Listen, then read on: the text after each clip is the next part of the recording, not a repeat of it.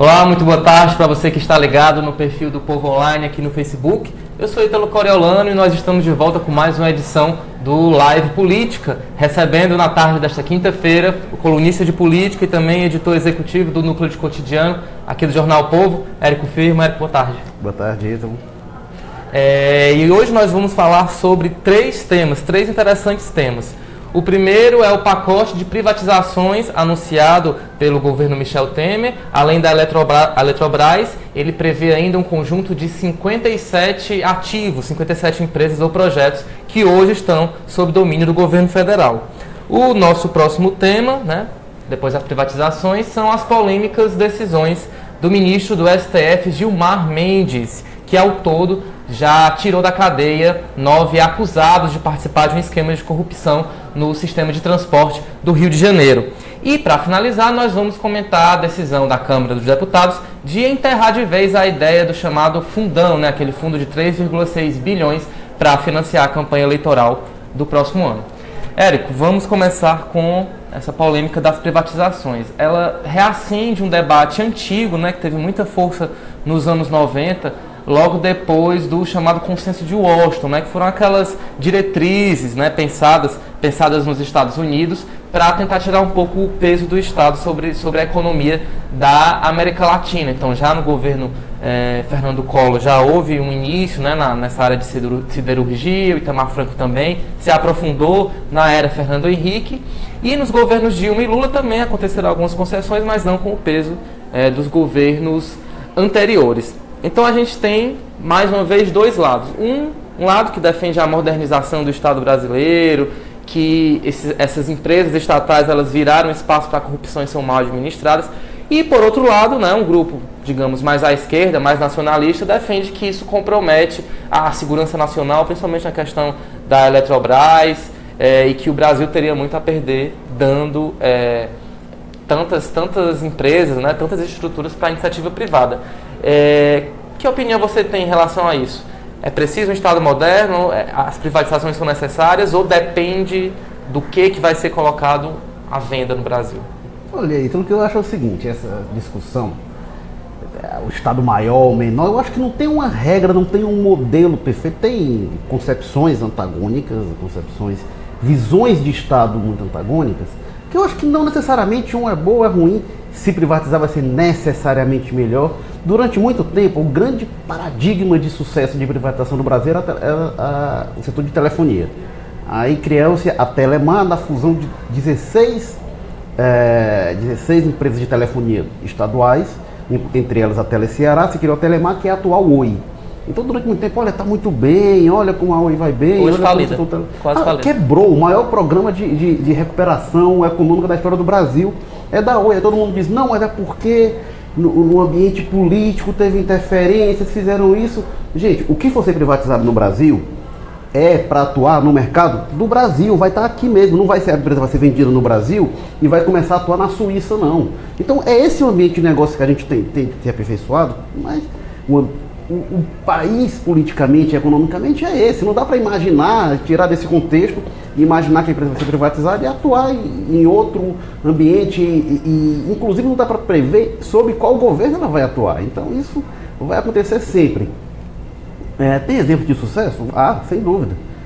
Eu não acho que o que define é que o setor público é necessariamente ineficiente, o setor privado necessariamente é ruim. E nem se você privatizar vai ser necessariamente ruim. Tem muita coisa que eu acho que realmente pode ser delegada à iniciativa privada. E tem muita coisa que eu acho que o Estado faz bem. Então isso eu acho que não tem uma regra geral, não. O problema que eu vejo é como isso está sendo feito e em qual momento. Isso tem de ser... Se há uma decisão de privatizar, eu acho que isso precisa ser por causa da decisão estratégica de retirar o Estado de alguns setores, aumentar a ênfase em outros setores, e precisa planejar e definir a estratégia como é que vai ser a retirada governamental dessa área. Por exemplo, produção de energia. Como é que vai ser uma atuação privada, o controle privado, de que forma a sociedade terá garantias de que não vai faltar energia, de que haverá investimentos necessários nessa área. De que o preço também não vai para as alturas, né? Sobre o preço, garantias para quem não pode pagar energia elétrica e é algo fundamental, essencial na vida de muita gente. Como é que isso vai se dar? Eu não sei se isso está muito bem planejado, não, até porque quando a gente fala de quase 60 privatizações, a gente está falando de uma coisa feita de baseada, está sendo uma coisa no atacado. Então, na coluna de amanhã, que eu estava escrevendo, parei para vir aqui para o programa, eu estou fazendo uma comparação. O governo Temer não está privatizando porque acha que precisa reduzir o Estado, até a equipe econômica pensa isso. Não é exatamente um pensamento estratégico de governo, não? De qual deve ser o tamanho do Estado. Tem muita gente na equipe econômica que pensa isso, tem muita gente na ala política do Palácio do Planalto que pensa diferente. Então, mas o que está sendo feito quando se fala de privatizar, o que está ocorrendo é que o governo tem um rombo enorme nas contas públicas previsto para 2017, para 2018, para 2019, para 2020. Então, enquanto tem projeção, o governo prevê rombo. E aí o governo não sabe como tapar esse rombo.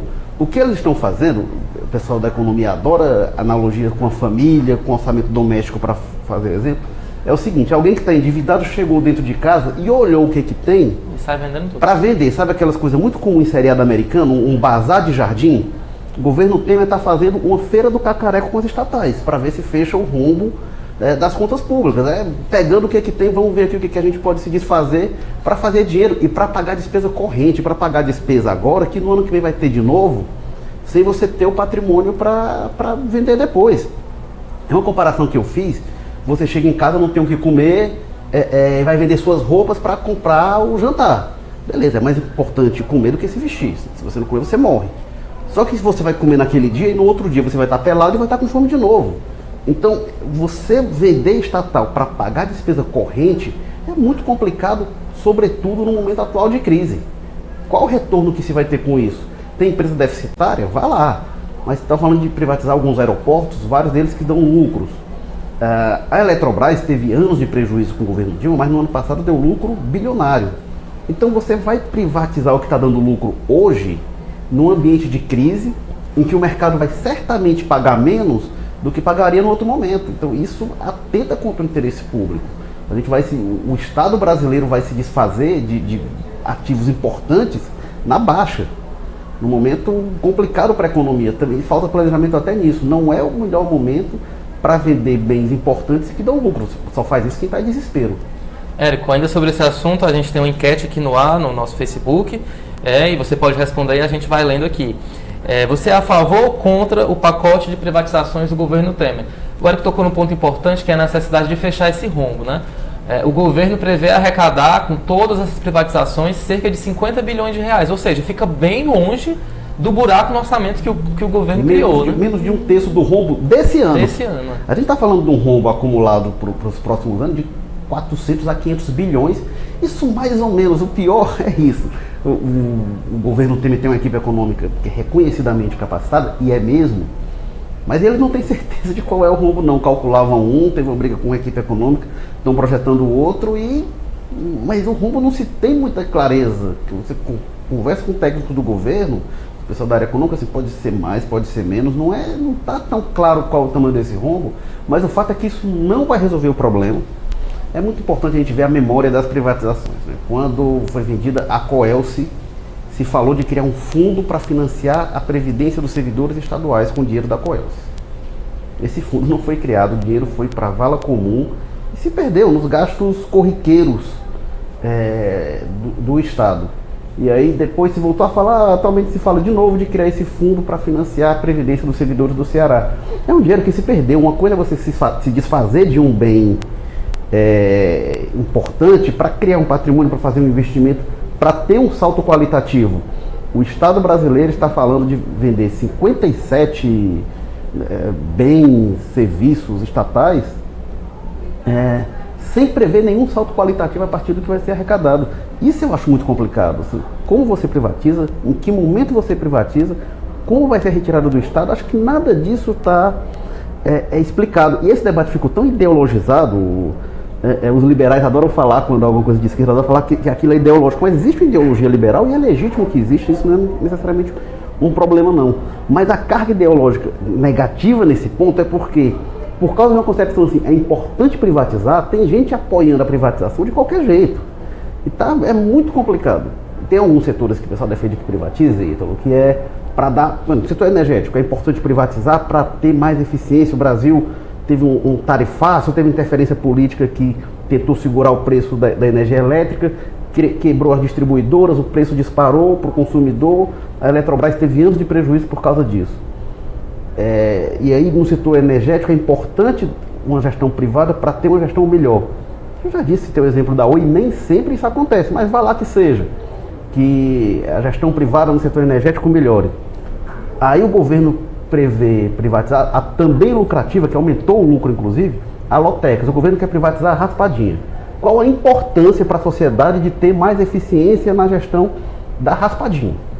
Qual o retorno social que vai ter disso? Outra privatização que eu não entendi foi a da Casa da Moeda, né? Que produz as nossas cédulas, que produz os passaportes. A Casa Qual da Moeda... Qual o sentido? Quem é o investidor que vai ter interesse na Casa da Moeda? Que em tese não é para produzir lucro, né? Não tem como ter lucro. Em tese. Pois é, ela até dá lucro, não sei, lucro, imagino, o cliente dela é o Ministério da Fazenda, então vai ser uma empresa privatizada que vai prestar serviço exclusivamente para o governo, imagino. É a empresa mais antiga do Brasil, criada em 1694, então tem mais de 400 anos e vai ser privatizada. Eu também não entendi qual é muita lógica não, nem quem vai ter interesse, e principalmente qual vai ser o vínculo da Casa da Moeda com o setor público, porque você não produz dinheiro o quanto você quiser e vai ter que ter um braço econômico aí presente. Ela produz dinheiro, produz passaporte, né? De vez em quando falta para a produção de passaporte, é com ela também. É importante entender como é que vai ser a relação entre público e privado, que muita gente fala, tem que vender para reduzir a corrupção. Odebrecht, OAS, JBS estão aí para mostrar que nem sempre o setor privado significa não haver corrupção. Pelo contrário, muito da corrupção é da relação entre público e privado, que não fica muito clara, que é uma relação promíscua ali. E aí você fala, Odebrecht, mas era a Odebrecht prestando serviço público, serviço privado ao setor público. Como pode ser o caso da Casa da Moeda, como provavelmente será. A JBS, a corrupção da JBS nem era isso, era busca de financiamento, era busca de autorização. Muitas vezes a corrupção por outorgas, por licenciamentos, por questões em que o Estado é regulador. Então muitas vezes no setor privado tem corrupção, sim, e muita. Alguns dos maiores casos de corrupção que a gente tem visto nos últimos anos é a corrupção privada em busca de benesses do setor público. Mascarada pelo Estado. É muito mais do que o desvio. Hoje a gente está vendo que é muito mais do que o desvio de verbas interno. É esse tipo de roubalheira. Muito mais do que desvio de dinheiro da Petrobras, o que a gente viu foi empresas privadas contratadas pela Petrobras que faziam, que manipulavam concorrências para ter prioridade para ganhar contratos. Era essa a corrupção. Então, com o setor privado como parceiro direto dela. Eu acho que isso é muito importante. Érico, falando ainda da memória das privatizações, a gente pode citar também a Vale do Rio Doce, né? Recentemente em Minas Gerais a gente teve o desastre na região ali, né? Onde controlada pela Samarco e Mariana, onde a empresa ignorou várias orientações do Ministério Público Federal e dos órgãos de fiscalização ambiental, e foi isso que provocou, né, aquele desastre que vai ter efeitos aí durante séculos e séculos naquela região. Ou seja, é um mal que não vai se poder mais controlar, digamos assim, a curto prazo. Ou seja, privatizar não é sinônimo de qualidade e muito menos sinônimo de não corrupção ou de algo parecido com isso. Eu escrevi isso, acho que tem gestão boa e ruim no setor privado, no setor público, tem de toda forma. Isso aí não é esse em princípio a gestão privada é necessariamente boa. Isso não acontece. A Vale do Rio Doce, até o pessoal comentava na época, a Vale primeiro tirou o Rio Doce do nome, a antiga Vale do Rio Doce virou apenas Vale, e depois tirou do mapa, né? Praticamente destruiu o Rio Doce em Minas Gerais. E aí a polêmica da Vale vem desde lá de trás, desde o valor em que ela foi vendida na época. Aí o pessoal disse, mas a Vale estava destruída. Ok, mas como patrimônio público na hora de vender, você tem que considerar o valor dela naquele momento e o potencial também. Era óbvio, isso não é que foi uma coisa que o valor de mercado disparou depois que ela foi vendida. Na época já se questionava isso, e se confirmou. Às vezes, né, existe o pensamento também de que o próprio Estado sucateia determinada empresa para poder conseguir vender. Né? Muitas vezes se denuncia isso, não sei o que teria ocorrido no governo Fernando Henrique com a Petrobras, enfim. É sempre uma desconfiança que fica. Agora é importante lembrar, você comentou no início as privatizações do governo Fernando Henrique, falou que continuou no governo Lula e continuaram várias. Eles tentaram dar outro nome, outra roupagem, as concessões que não era a transferência do ativo, mas é como a Coelce aqui. A Coelce, ela a rigor foi uma concessão, ela tem prazo para acabar. A rede elétrica do Ceará não é da Coelce, ela é explorada pela Coelce por tempo determinado. Que agora é Enel, né? A Enel, a atual Enel. Mas muitas estradas, aeroportos são concessões, é privatização, é entregar a iniciativa privada, ainda que por períodos determinados. O governo Lula fez muito isso. Um exemplo do governo Lula, para ficar bem perto da gente, foi a privatização do BEC, o antigo Banco do Estado do Ceará, que o Bradesco comprou. Durante os governos de Fernando Henrique Tasso, o BEC foi federalizado, era um banco estadual e passou a ser um banco federal para ser privatizado, ele já foi com esse objetivo, mas quem finalizou o processo, a decisão final de privatizar e o leilão foi durante o governo Lula. Teve muita briga dos bancários que queriam que ele fosse incorporado, que o BEC fosse incorporado ao Banco do Brasil, ao Banco do Nordeste, mas se encaminhou o processo como estava e ele foi realmente privatizado. Ele e vários outros bancos estaduais também. Você tem um exemplo mais próximo da gente, mas foram várias privatizações ao longo dos governos de Lula e Dilma. E aí, então, um problema que eu acho aí é o seguinte: nas eleições de 2006, 2010 e 2014, privatização foi um dos assuntos mais discutidos em campanha eleitoral. Muita gente acha que explorado de forma sensacionalista pelo PT, que o PT usou isso de uma forma muito massiva. O PSDB não soube responder, tinha hora que queria defender mais timidamente as privatizações, tinha hora que renegava, e o PSDB não conseguiu encarar esse debate. Mas o fato é que nas eleições sucessivas a população se mostrou contra as privatizações. Então eu acho muito complicado fazer agora, sem ouvir a população. Como achei muito complicado fazer no governo do Lula, no governo da Dilma, quando a população tinha se manifestado contra, assim, complicado tocar a privatização, e agora também é antidemocrático. É antidemocrático porque a gente discute isso, a gente opina, a gente debate, a gente ouve especialistas. Agora, não importa a minha opinião, a sua opinião sozinha, não importa quão iluminado a gente seja, você que está assistindo a gente, desculpa, não importa quão inteligente, quão capacitado, quão iluminado você seja também, nenhum de nós sozinho tem direito de decidir o que fazer com uma coisa que é de todos, com um patrimônio que é de todos. Precisa ouvir todo mundo, precisa ouvir a população e a população decidir, e a população se manifestou em relação a isso.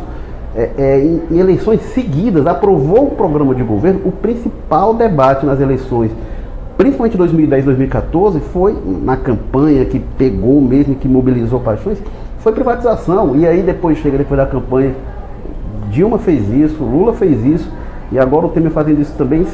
É autoritário, isso é muito autoritário, você ignorar essas vozes. Eu acho que era muito importante, eu acho que isso vai contra, mais uma vez vai contra o que o eleitor decidiu nas urnas. Isso não tem sido raro no Brasil, é a história do Brasil. Mas, mais uma vez, isso se ignora, se passa por cima. Não importa, o Meirelles não tem o direito de decidir sozinho, o Temer não tem direito de decidir sozinho, o Lula não tinha esse direito, o Papa Francisco não tem esse direito. Assim, tem de ouvir a população, e a população tem direito de decidir sobre algo que pertence a ela em última instância. Érico, sobre essa questão da falta de legitimidade, né? Se a ex-presidente Dilma, se o ex-presidente Lula, Fernando Henrique Cardoso não tinham esse poder de decidir sozinhos ou com seu grupo de administradores se privatiza ou não, imagine o atual governo, que chegou ao poder no processo tão questionado, né, que se fala aí de golpe ou de um impeachment aí enviesado, e com uma popularidade de 5%, ou seja, é um governo que não tem lastro social, que é questionado cotidianamente em suas ações, querendo tomar uma decisão tão séria para o país, né? Quando o Temer tomou posse, o New York Times publicou um editorial dizendo que o presidente devia o mínimo de respeito ao programa que foi eleito, que elegeu a chapa Dilma Temer, porque o Temer sempre diz, quem votou na Dilma votou em mim, então eu fui eleito vice-presidente numa chapa, fui eleito numa chapa e fui eleito com um programa, que a Dilma também ignorou em grande parte. É importante lembrar, a Dilma, quando toma posse no segundo mandato, ela tinha um discurso em 2014, em 2015, ela, que não tinha crise, e quando entra, não, é ajuste fiscal, bora aqui rever, e começou a rever um monte de coisa. A Dilma já fez isso é importante frisar. E o Temer segue fazendo, eles não guardam nenhum respeito em relação ao programa que os elegeu. O Temer estava na campanha que fez esse discurso contra a privatização, ele precisa ter compromisso com isso, mas pelo contrário, o discurso de muita gente em torno do Temer é que justamente essa impopularidade, o fato de não ter sido eleito, dá a ele o respaldo para tomar medidas que vão ter um ônus político muito alto. Vamos repetir isso. O PSDB até 2014 pagou o ônus das privatizações e o Temer vai, sem dúvida, isso vai ficar como estigma. São medidas impopulares que não estão sendo discutidas com a população e que já chegam com um prato feito, já chegam com um pacote feito. Eu acho que esse ônus político não se aprendeu com a lição dos anos 90, que esse ônus político vem com um peso enorme. Isso aí eu não tenho a menor dúvida. Érico, outro ponto interessante, né, que é o prazo para o início dessas privatizações, dos leilões, né? Eles estão previstos para acontecer só em 2018, depois do segundo semestre, ou seja, no meio de uma campanha eleitoral. Imagine o caos que isso vai provocar no país, né? E como isso vai contaminar o processo eleitoral. Isso coloca muito em dúvida a viabilidade dessas privatizações. Você tem que o PT, mesmo fazendo privatizações, conseguiu manipular a opinião pública em vários momentos para entender que privatização era coisa só do PSDB, enfim, só eles pensavam nisso, só eles faziam isso, e se elegeu sucessivamente com isso. Eu não vejo palanque, plataforma melhor para uma eventual candidatura do Lula ou de quem quer que seja no PT do que esse pacote de privatizações do governo Temer. É um favor enorme. O governo Temer tem ajudado muito o Lula, desde que ao longo do governo Dilma, a popularidade do Lula nas pesquisas vinha caindo muito.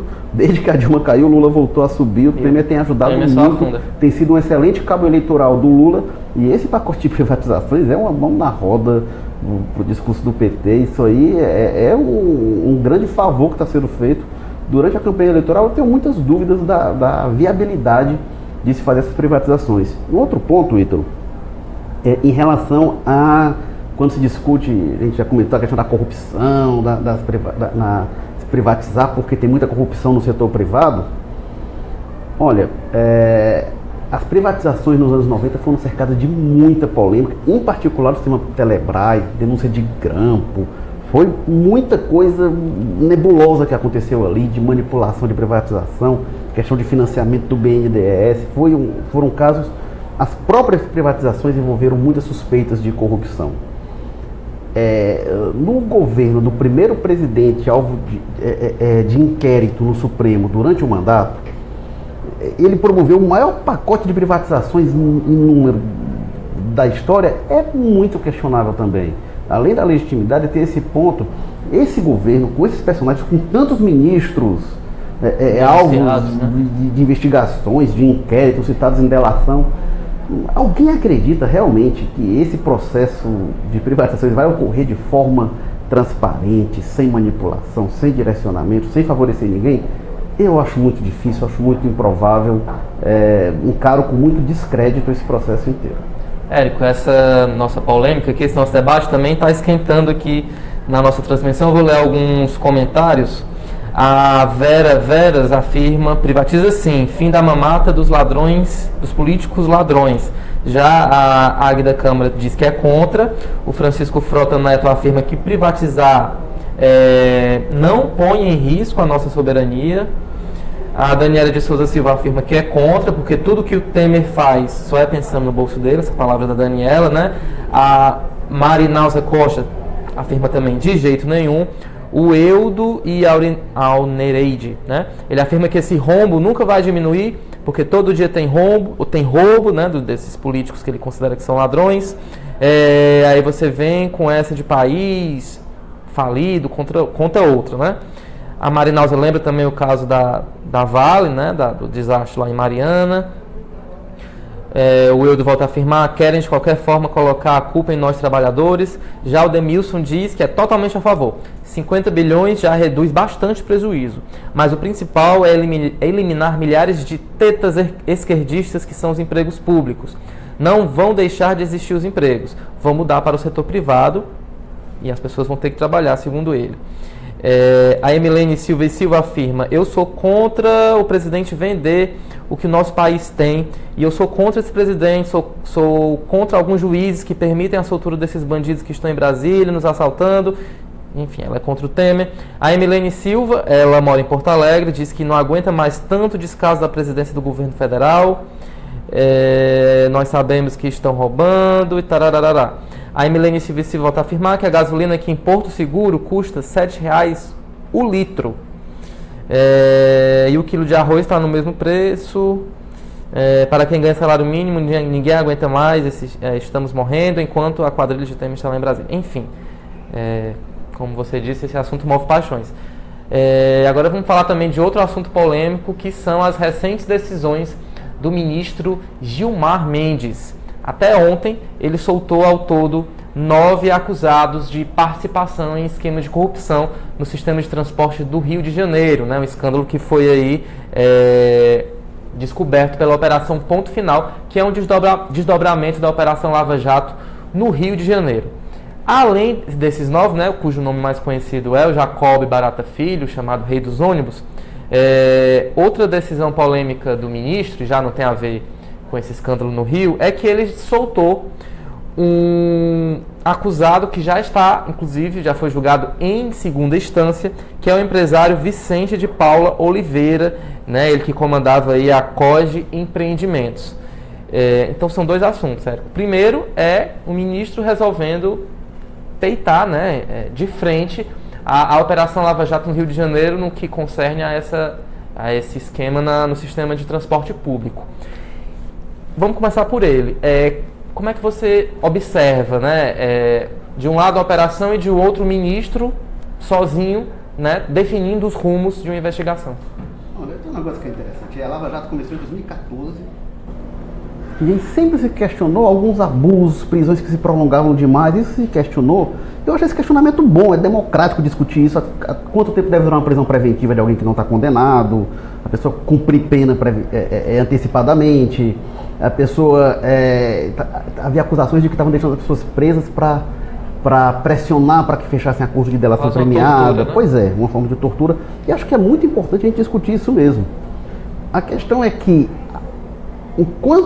antes do impeachment da Dilma, essa questão não estourou e não ganhou respaldo no Supremo, essa visão mais humanística, mais da perspectiva dos direitos humanos que o Gilmar Mendes passa a adotar.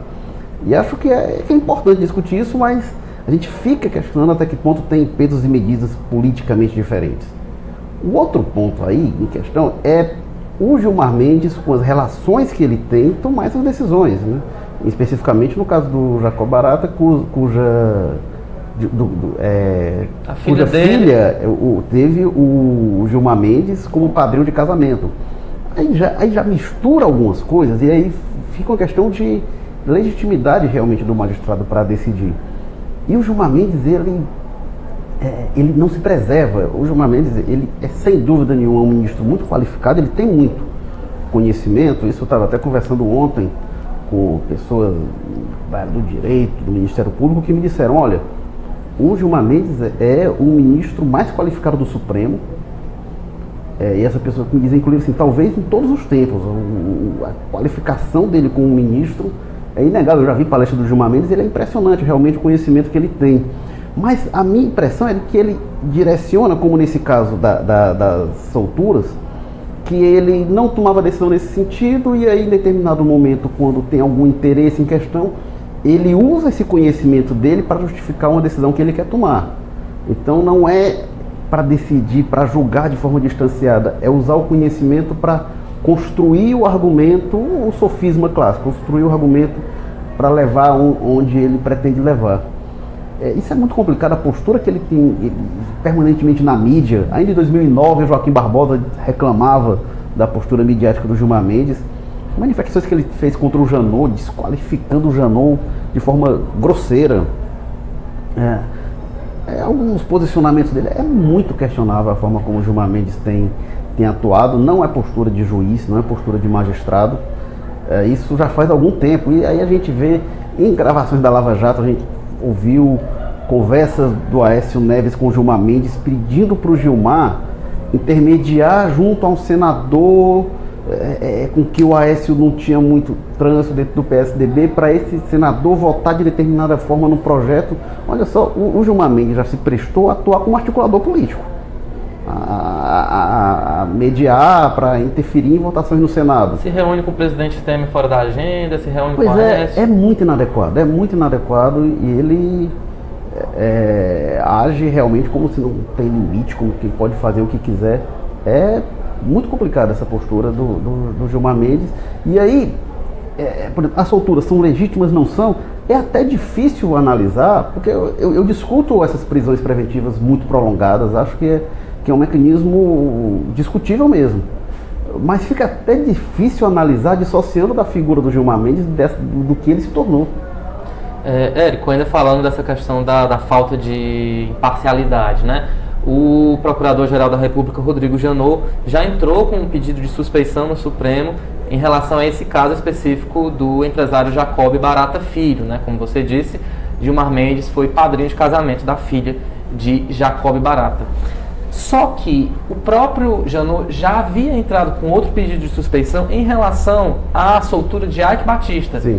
Porque também existiria ali uma relação pessoal entre os dois, já que um dos advogados de Eike integra o escritório de Gilmar Mendes, ou seja, também faltaria aí uma falta da mulher da mulher de Gilmar Mendes, isso. Nesse sentido, Érico, eu questiono também a falta de atuação do próprio Supremo, porque faz tempo que o Janot entrou com esse pedido de suspeição, está lá engavetado até agora, ninguém se predispôs a analisar, né? Existe também uma omissão por parte do conjunto, né? Existe um corporativismo ali no Supremo que acaba colocando em xeque a própria justiça brasileira. Nessa mesma conversa de ontem que eu tive com pessoas do Ministério Público e tal, questionei também sobre isso e eles disseram, olha, a Carmen Lúcia não vai pautar isso, não vai decidir isso, vai empurrar com a barriga e eu acho que isso vai acontecer mesmo. Nunca tinha havido um questionamento, arguição de suspeição por parte da Procuradoria-Geral ao ministro do Supremo. Isso é inédito, isso são 2 vezes. O Janot e o Gilmar Mendes estão nessa guerra, né? Eu falei, o Gilmar publicamente desancou o Janot, disse que era o procurador-geral mais desqualificado da história. E eu acho muito improvável que o Supremo decida qualquer coisa contra de tirar a investigação do Gilmar Mendes pela composição política, pela proximidade da Carmen Lúcia em relação ao Gilmar Mendes. Não acredito que o Supremo, seria muito traumático o Supremo decidir isso em relação a um de seus pares. O que é um problema, porque também que eu tenho conversado da área do direito, diz, olha, as regras de suspeição, de impedimento são muito claras, e aí não enquadra parente de tal grau e tal, então não enquadraria. O que o Janot está adotando é um entendimento um pouco mais alargado do que deveria ser a independência, a isenção do magistrado, com o que eu concordo inteiramente. Eu acho que esses elementos em relação ao Gilmar Mendes colocam em dúvida a capacidade de julgamento dele, mas não é o que está no código, não é o que está na lei. E aí eu duvido que o Supremo decida qualquer coisa em relação a isso, o que é muito ruim, porque cria jurisprudência para magistrados do Brasil inteiro, e aí o padrinho de casamento vai estar julgando afilhado, e enfim, libera-se realmente uma farra. Eu acho que essa postura do Gilmar Mendes pode ser muito mais danosa do que em relação às decisões em si, pode ter um espectro muito maior pela referência que cria vindo do Supremo. Falando sobre jurisprudência, né, a gente vai para o segundo ponto dessa parte do nosso debate em relação ao Gilmar Mendes. Ontem ele soltou outro empresário, Vicente de Paula Oliveira, né? Ele é acusado de omitir informações à Fazenda, né? Ele é proprietário da Coge Empreendimentos e ele havia sido condenado na segunda instância. O STF já tinha um entendimento de que foi condenado na segunda instância, pode ser preso. Isso agora abre um precedente. Existem questionamentos constitucionais, né? Ação direta de inconstitucionalidade da OAB e do Partido Ecológico Nacional, né, questionando as prisões em segunda instância. Ou seja, essa decisão, o próprio Gilmar Mendes já está voltando atrás, porque ele era a favor, agora é contra. Ou seja, mudou de opinião, né, e isso causa uma instabilidade muito grande, né, no setor jurídico. Isso aí, esse debate está aceso ainda, esse da segunda instância. Eu vejo muita gente achando que isso vai ser revisto. As coisas são conduzidas conforme a conveniência, né? E aí, nessa mesma conversa de ontem que eu estava falando com o professor da área do direito, a opinião que eu ouvi em relação a isso foi outro assunto que a gente tratou e disseram, olha, é capaz disso ser revisto até em função do Lula. Por quê? O que as pessoas disseram? No meio de uma campanha, ou às vésperas de uma campanha, a condenação do Lula, que tire o Lula da eleição, já vai ser uma convulsão social muito considerável. Se além disso o Lula for preso, isso vai ter, no meio de uma campanha, às vésperas de uma campanha, o país pega fogo. Então, a opinião que eu ouvi, eu acho que faz muito sentido, é que pode ser que isso seja revisto. É uma pena que as decisões serão tomadas no Brasil dessa forma, né? A justiça não era para estar... refém dos fatos, né? E fazendo cálculo político, né? E aí, ajustando o que é a lei? É para prender, não é para prender? Qual o entendimento? Qual é a interpretação da Constituição? É muito complicado, isso é um casuísmo clássico. Aí se conduz, decide de uma forma, depois quando muda a conjuntura decide de outra forma. Isso tá... a justiça brasileira tem se conduzido muito assim e isso é muito complicado. Érico, para finalizar o nosso debate, deixando um pouquinho de lado Gilmar Mendes e falando sobre financiamento público de campanha, ontem a Câmara decidiu que não vai mais discutir nem aprovar o chamado fundão de 3,6 bilhões, que vai caber à Comissão de Orçamento definir aí um valor a partir das condições financeiras do país para financiar a campanha do ano que vem. O presidente da Câmara, Rodrigo Maia, já disse que não acredita mais nesse tipo de fundo, que vai ser como está hoje. Doações de pessoas físicas e também o uso aí do fundo partidário que já existe, né? Ou seja, foi de bom senso realmente enterrar esse assunto? A questão do fundão é porque se tirou o financiamento das empresas, em tese, pelo menos, e aí ficou a questão, de onde é que vai se tirar dinheiro para a campanha? Uma questão crucial que se avançou um pouquinho na eleição de 2016, mas não tanto, é como baratear as campanhas. As campanhas têm custos muito elevados que é difícil arcar com esse dinheiro. Aí, quando se colocou esse fundo, já começou uma pressão, não, é melhor liberar o financiamento empresarial, que eu acho que é uma discussão que tende a, de repente, ser retomada. Não sei a condição política que o Congresso teria para, depois de Lava Jato, de tudo isso, reabrir o financiamento empresarial. Muita gente diz que as empresas vão doar do mesmo jeito. Vão, mas aí se ainda for legalizado, porque o que a gente viu na Lava Jato foi muita doação legalizada, caixa 1 declarada, que era propina. O problema não era estar escondido, era propina. Mas vai ser um problema o financiamento da campanha. Tem muita gente preocupada que o crime organizado está financiando campanhas e bancar candidaturas. Igrejas. As igrejas.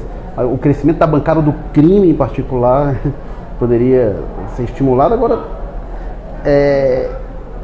retomar o financiamento empresarial da forma como ocorria também eu acho muito discutível. Esse modelo de financiamento público que se queria também não acho que seja o ideal. É um problema realmente como encontrar recursos, e eu acredito realmente assim, o problema é que a população brasileira está tão descrente na política que ninguém está disposto a tirar dinheiro do seu bolso. O ideal seria isso, né? Que cada um doasse um pouquinho, né? E, enfim, não houvesse aí um interesse econômico forte no resultado, né? As pessoas não acreditam hoje nem para votar, que dirá para colocar dinheiro nos candidatos. Então, mas não tem uma disposição das pessoas, os partidos, isso é uma falência do nosso sistema político, os partidos não conseguem adesão social, não conseguem apoio de pessoas que dizem, não, vou tirar aqui um pouquinho que seja para bancar essa campanha. Do que tem hoje, eu acho que o melhor dos mundos realmente é esse caminho da gente ter financiamento de pessoas físicas e o fundo partidário sem criar esse fundão exorbitante. E com controle efetivo, né? Para evitar caixa 2, para evitar que a empresa não doa, mas aí os proprietários se dividem, cada um doa um montante gigante e acaba sendo até maior do que se fosse a empresa permitida. Isso vai acabar possível de ocorrer ainda, mas com teto de gastos, acho que talvez seja o freio possível para isso. Érico, a gente fica por aqui. Muito obrigado aqui pela sua participação. Valeu. Em algum dia ele vai voltar aqui de novo para conversar com a gente.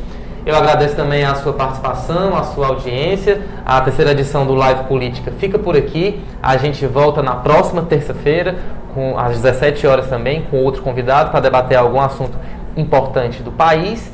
E não esqueça também de conferir a edição dessa sexta-feira do Jornal O Povo. Você vai poder ler a coluna do Érico, que vai tratar das privatizações e de outros assuntos, enfim. Já antecipei aqui um monte de coisa da coluna. Pronto, mas vai ter mais, com certeza. E também várias outras matérias espalhadas aí pelas nossas editorias.